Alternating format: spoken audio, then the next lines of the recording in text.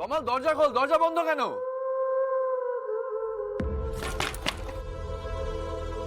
কি ব্যাপারটা কি? ফোন ধরছিস না কেন? কেউ কাউকে ফোনে পাচ্ছি না।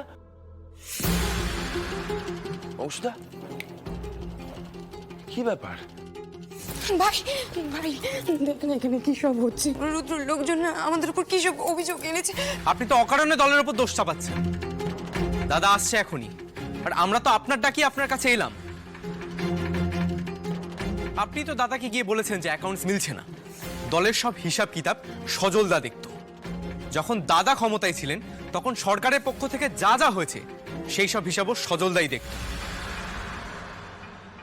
আমরা দুজন তো আপনার অফিস থেকে বেরোলাম, তারপর আমি নিচে নামলাম আর সজলদা কি একটা কথা বলতে আপনার অফিসে ঢুকলো, ব্যাস তারপর তো সে আর বেরোলোই না। তো আমরা খোঁজ করব না? আরে সে কোথায় যেতে পারে দোতলা থেকে? আরে বাবা, আপনাকে তো 10 বার বলা হচ্ছে, আমরা কিছু জানি না। লাবণ্যর অফিস থেকে অনেকক্ষণ আগে সজল বাবু বেরিয়ে গেছেন। না না, আপনাদের বাড়িতে দোতলা থেকে নিচে আসার রাস্তা তো এই একটাই। হয়তো রুদ্ররূপ বাবুর ওপর যখন গুলি চলেছিল এই বাড়িতে তখনও তো দেখেছিলাম, সেটাই তো ছিল। কি অংশুমান, কিছু বলছো না কেন তুমি? কিছু বলো। আমার কিছু বলার নেই স্যার, তবে এটুকু বুঝতে পারছি যে একটা রহস্য তো আছেই।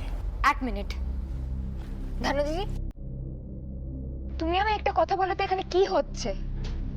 উল্কি দিভাইরা দুদিন আগেই টের পেয়েছে যে উপকূল পার্টির রাজত্বে হিসেবের একটা বড় রকমের গরমিল হয়েছে। পার্টি ফান্ডে অনেক টাকা গেছে যেগুলো সরকার থেকে দেওয়া হয়েছিল উন্নয়নের জন্য। এগুলো সমস্ত মিথ্যে কথা ধানু।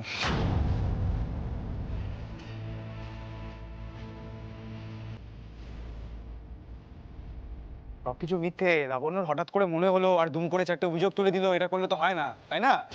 তুমি এসেছো রুদ্র, এবার একটা ফয়সালা হবে। বাবা, লাবু কি করে জানবে বলো তো যে তোমার দলের অ্যাকাউন্টেন্ট কোথায় গেলেন? এক্স অ্যাকাউন্টেন্ট মা, কিন্তু সেই লোকটা আমার দলের সক্রিয় কর্মী ছিল। তার পরিবারের কাছে আমি তো দায়বদ্ধ। তোমার মেয়ে আমার কাছে হিসেব চাইতে গেছিল, তারপরে সজলকে ডেকে পাঠালো। সজল এলো, তার সাথে মিহিরও এলো। তারপরে হঠাৎ করে সজল তোমার মেয়ের দোতলা অফিস থেকে উবে তো যেতে পারে না। তোমার মেয়ে নিশ্চয়ই জানে সে কোথায় গেছে। লাবণ্য, উত্তর দাও, সজল কোথায়? আমাকে সজলের বাড়ির লোককে জানাতে হবে, আমাকে আমার দলকে জানাতে হবে, উত্তর দিতে হবে তাদেরকে। বলো।